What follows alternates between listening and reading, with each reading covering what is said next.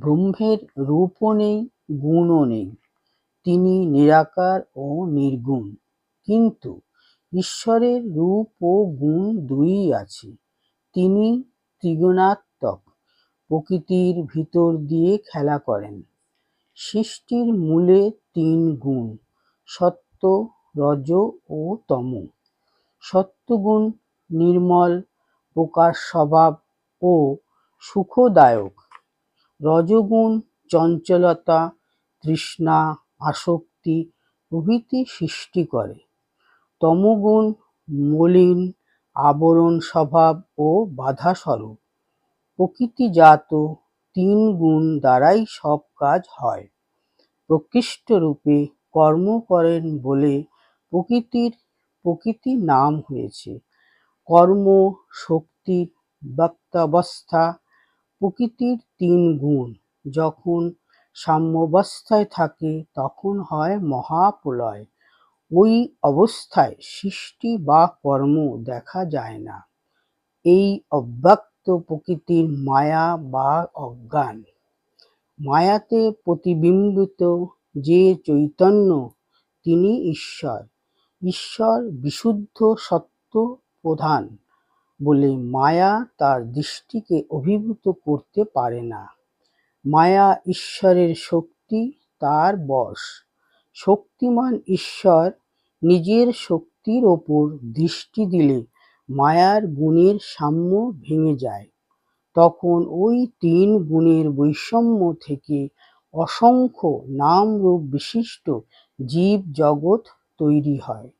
ঈশ্বরের কটাক্ষে চৈতন্যের আলোকে চেতয়িত হয়ে ত্রিগুণময় প্রকৃতি জগৎ রচনা করেন। জগৎ বলতে যা বোঝায় তা ত্রিগুণেরই খেলা। জগতের সব কর্ম এই তিন গুণের দ্বারাই চলছে। মানব জীবনের লক্ষ্য গুণাতীত অবস্থা লাভ করা। গীতায় চতুর্দশ অধ্যায়ে শ্রীকৃষ্ণ গুণাতীতের লক্ষণ বর্ণনা করেছেন। মানুষের দোষ গুণ সব মায়ার রাজ্যে। গুণের ভিতর দিয়ে গুণাতীত অবস্থায় যেতে হয়। তমগুণকে রজর দ্বারা এবং রজকে সত্যের দ্বারা জয় করতে হয়। শ্রীরামকৃষ্ণ বলতেন, তিন গুণই ডাকাত। তমগুণ বলে লোকটাকে কেটে ফেলো, রজগুণ বলে না একে বাঁধো, আর সত্যগুণ সুযোগ বুঝে মানুষটাকে বন্ধন থেকে মুক্তি দেয়। মনুষ্য জীবনে তিন গুণেরই প্রয়োজন আছে। তমগুণ না থাকলে ঘুম হয় না। মানুষের যদি ঘুম না থাকত তবে সে পাগল হয়ে যেত। রজগুণ না থাকলে কোনো কর্ম সম্ভবপর হতো না, আহার জুটত না। আবার সত্যগুণ না থাকলে মানুষ শান্তি ও আনন্দ পেত না। ভাগবতের একাদশ স্কন্ধের ত্রয়োদশ অধ্যায়ে ভগবান কৃষ্ণ উদ্ধবকে তিন গুণের বিষয় বিশদভাবে বলেছেন। গুণত্রয় প্রকৃতির, আত্মার নয়। সত্ত্বগুণ মানুষের মনকে ওপরের দিকে নিয়ে যায়, আর রজ ও তম নিচের দিকে ঠেলে দেয়। তিন গুণকে একসঙ্গে জয় করা সম্ভব নয়। রজর দ্বারা তমকে এবং সত্যের দ্বারা রজ ও তমকে জয় করতে হবে। সত্যগুণ বৃদ্ধি পেলে মানুষের ঈশ্বরে ভক্তি হয়। কি করে সত্যগুণ বৃদ্ধি করা যায় সে বিষয়ে কৃষ্ণ উদ্ধবকে 10টি উপায় বলেছেন।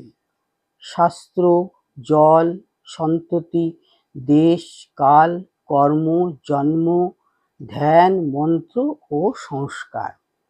শাস্ত্র, উপনিষদ, গীতা প্রভৃতি নিবৃত্তিমূলক শাস্ত্র পড়লে সত্ত্বগুণ বৃদ্ধি পায়। যাগ, যজ্ঞ ও ভোগমূলক শাস্ত্র পড়লে রজ ও তমগুণ বৃদ্ধি পায়। জল, গঙ্গা ও যমুনার পবিত্র জল সেবন করবে, গন্ধদক বা মদ নয়।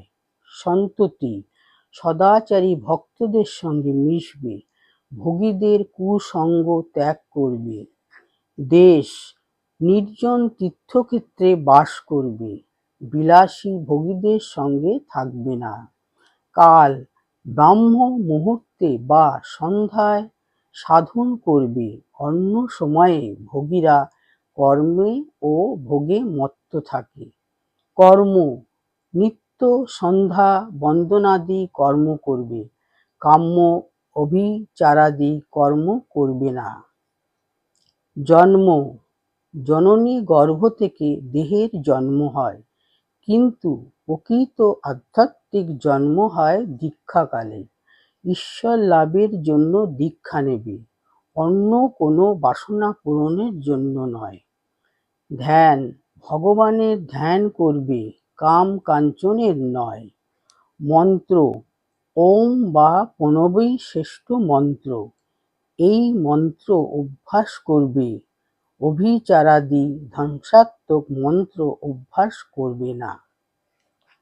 সংস্কার দেহ ও মন শুদ্ধ করে আধ্যাত্মিক সংস্কার জাগাবে। মন যাতে ভগবানমুখী হয় সেই সংস্কার অভ্যাস করলে কুসংস্কার আস্তে আস্তে বিলীন হবে। শাস্ত্র বলেন সত্ত্বগুণ দ্বিবিধ, রাগাত্মক ও উপশমাত্মক। রাগাত্মক সত্ত্বে মানুষের ধর্মবৃদ্ধি হয়, আর উপশমাত্মক সত্ত্বগুণ জ্ঞান এনে দেয়। শ্রীরামকৃষ্ণের ভাষায় কাঁটা দিয়ে কাঁটা তুলে উভয় কাঁটা ফেলে দাও। ভক্ত কিভাবে গুণাতীত হন? ভক্তেরা অনন্যভাবে ভগবানকে আশ্রয় করে তার নাম রূপ গুণ লীলা চিন্তাতে মগ্ন হয়ে যান এবং ভগবানের সেবাই তাদের একমাত্র সম্বল হয়। ভগবান মুক্তি দিলেও তা গ্রহণ করেন না, ফলে ভগবান তাদের সব ভার গ্রহণ করেন।